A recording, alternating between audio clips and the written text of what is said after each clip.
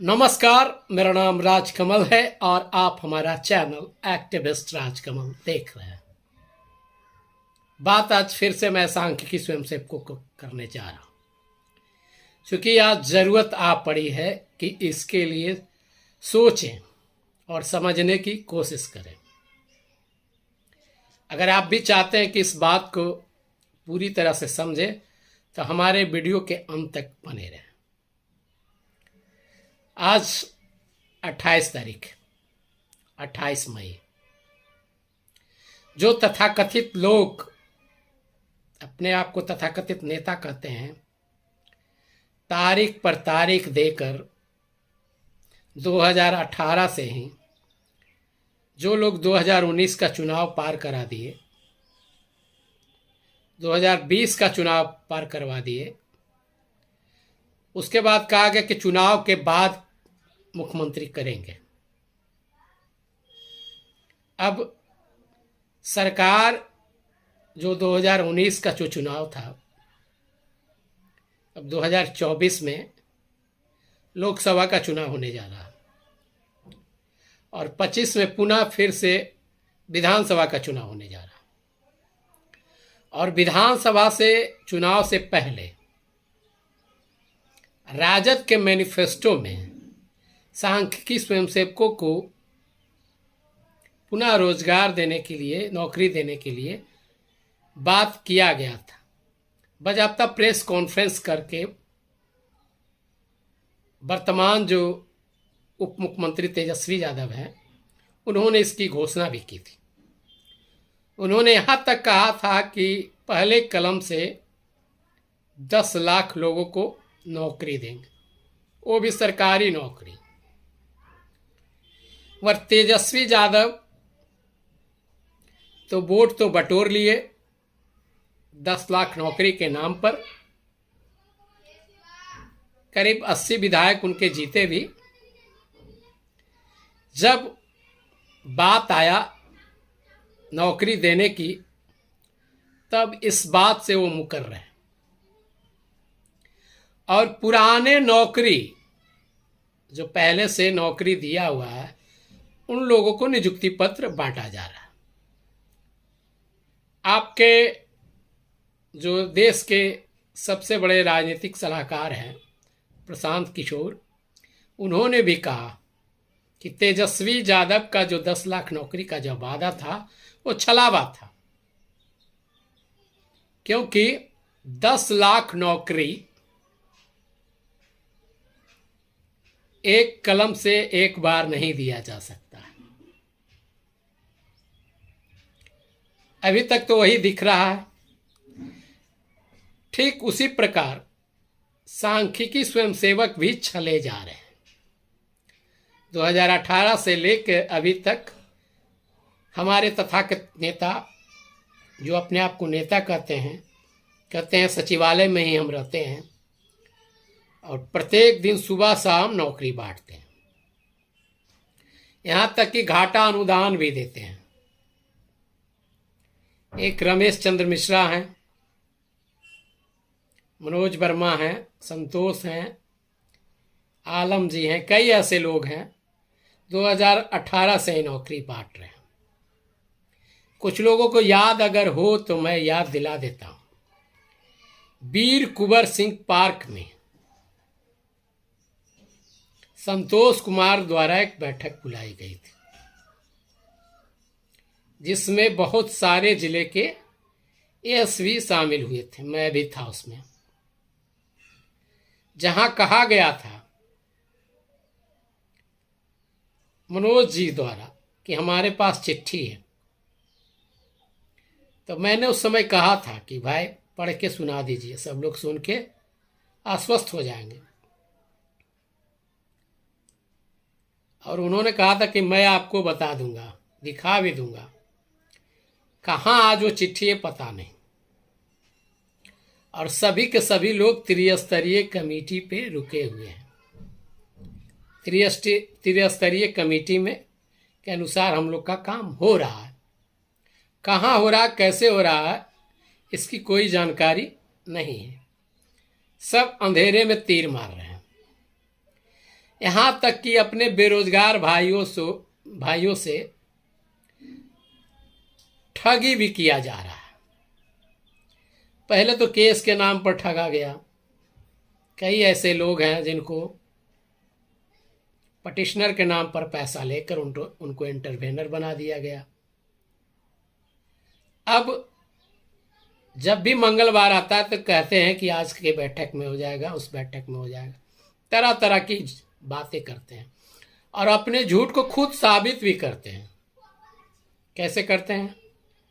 कभी कहते हैं कि जिला में चिट्ठी आ गया, जाकर पता करें, स्थापना में चिट्ठी आ गया। कभी कहते हैं डीएम के यहाँ चिट्ठी आ गया, नोटिफिकेशन जारी हो गया। कभी कहते हैं कि कैबिनेट में पास करने की जरूरत ही नहीं है, इसका काम तो अलग से हो रहा है। अभी तक सरकार के द्वारा सांख्यिकी स्वयंसेवकों के समायोजन की बात, जो चर्चाएं जो उठा रहे हैं लोग, उसकी पुष्टि नहीं की गई है। और कुछ भी होगा भाइयों तो वो बाज़ाब्ता मीडिया में आएगा, न्यूज़पेपर में आएगा। और ये जो लोग आपको ठग रहे हैं, राशि के रूप में जो ले रहे हैं, आप दे रहे हैं तो खुद ठगे जा रहे हैं। इसमें आप किसी को दोष नहीं दे सकते हैं, क्योंकि आप खुद पैसा दे रहे हैं। आपसे कोई जबरदस्ती तो ले नहीं रहा है। तो अपना बुद्धि विवेक से काम लीजिए। जब तक कोई काम नहीं होता है, आपके संबंध में किसी प्रकार से सरकार से सूचना अधिसूचना जारी नहीं होता है, तब तक आप किसी को एक भी रुपया नहीं दें। अगर कहते हैं कोई कि आपके लिए काम कर रहे हैं तो काम करें, फिर पैसे की क्या जरूरत है? निस्वार्थ भाव से कह रहे हैं कि सेवा हम कर रहे हैं, उसके लिए लड़ रहे हैं। क्योंकि पटना में जितने लोग भी हैं, ट्रेन पकड़ते हैं, पटना पहुंच जाते हैं। कोई अपने काम से भी जाता है तो उसको दर्शाते हैं कि मैंने आज सचिवालय गया। अरे यार, सचिवालय कोई आम घर का रास्ता है? जब उठा जब मन ब्लॉक है क्या? जब मन हुआ जब घुस गए कहीं भी, ऐसा थोड़ा होता है। उसका एक सिस्टम है, उसका एक प्रावधान है, उसी के अनुसार लोग वहाँ मिलते हैं। मिलोगे चपरासी को, होगे प्रधान सचिव से मिलके आ रहे हैं। अगर कुछ भी सच्चाई अगर है तो मैं दावे के साथ कहता हूँ, मैं साथ चलने को तैयार हूँ। आप मुझे दिखाएं कौन अधिकारी है, कहाँ कौन सा चिट्ठी है। केवल कहते हैं कि आप पता कर लीजिए, मैंने देख लिया। आपके देखने से थोड़ी लोग मान लेगा। आपकी बातें पर क्यों विश्वास लोग करेगा? अगर कुछ है तो बताइए, आप ही को नेता माना जाएगा। और झूठ नहीं, अपने लोगों को ठगना बंद करें।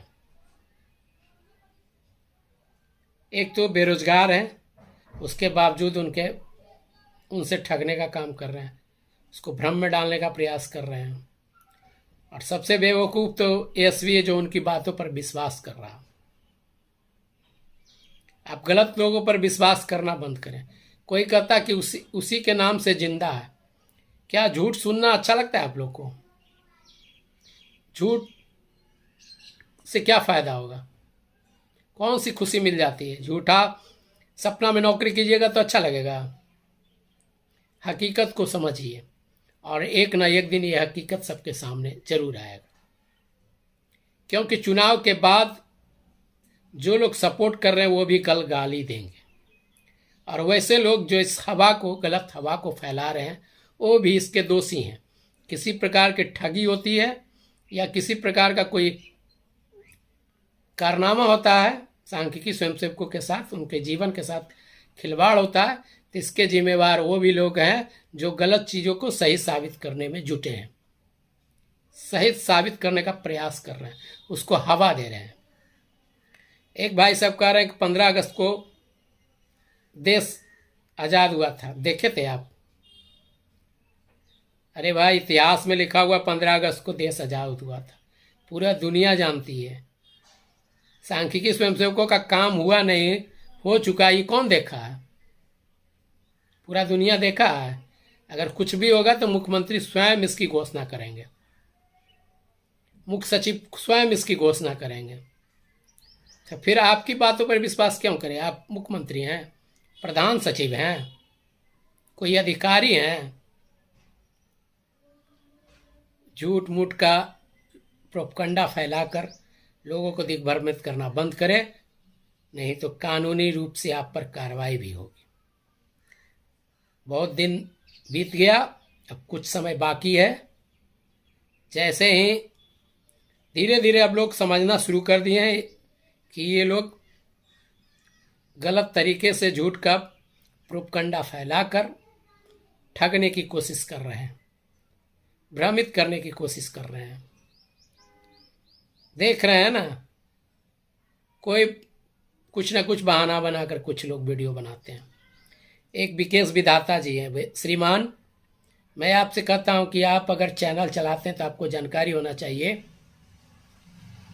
कि गलत खबरें प्रसारित करना कानूनन जुर्म है, और इसी के जुर्म में मनीष कश्यप सजा काट रहे हैं। आप क्यों अपने साथियों के बीच गलत खबरें परोसते हैं? कौन सा वो सूत्र है जहां से आप जानकारी जुटाते हैं? सूत्रों के हवाले से खबर मिल रही, बहुत बड़ी खबर बताने जा रहा हूं। आप अपने जान जोखिम में डालकर क्यों ये खबर बता रहे हैं? ऐसे खबर बता रहे हैं जैसे लगता है कि अपनी जान को जोखिम डालकर आप ये खबर लाए हैं और लोगों के बीच में रख रहे हैं। झूठी खबरें फैलाना बंद करें। मैं विकेश विधाता जी आपको कहता हूं कि आप YouTube पर बहुत ही झूठी खबरें परोस रहे हैं। कभी कुछ, कभी 72,000 के हो जाएगा, कभी केस वाले का हो जाएगा, जो काम किए उसका हो जाएगा। पैनल का ठिकाने नहीं है, और इसका हो जाएगा, उसका हो जाएगा, घाटा अनुदान मिलेगा। कौन सा बैंक में खाता खोले हम लोग? बोल दीजिए, खोल लेंगे। इतना पैसा कहाँ रखेंगे? घाटा अनुदान मिलेगा तो। सरकार किसको क्या करेगी नहीं करेगी उसके अधीन है।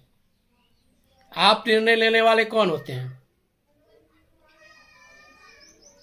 और अभी तक सरकार के तरफ से किसी प्रकार की पहल नहीं की गई है, फिर कैसे मान ले कि सरकार हमारे लिए काम कर रही है? विधानसभा में किसी प्रकार का प्रश्न का जवाब नहीं आता है, और आप कह रहे ये हो गया, हो गया। झूठ क्यों परोस रहे हैं? संदीप सौरभ, कई ऐसे विधायक हैं जिन्होंने, लखिंदर पासवान, जिन्होंने विधानसभा में प्रश्न कर सरकार से जवाब भी मांगा था, जिसका जवाब भी आया। उन्होंने क्यों नहीं कहा कि त्रिस्तरीय में मामला आइए? उसके जवाब के बाद इन लोगों का क्लियर होगा। अभी तक किसी प्रकार की कोई सच्चाई नहीं है। लोगों को दिग्भ्रमित करके खबरें परोसे जा रहे हैं और उनसे ठगी किया जा रहा है।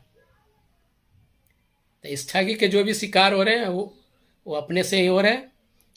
अगर कोई भी किसी प्रकार का आपसे पैसे की मांग करता है तो पैसे देना बंद करें।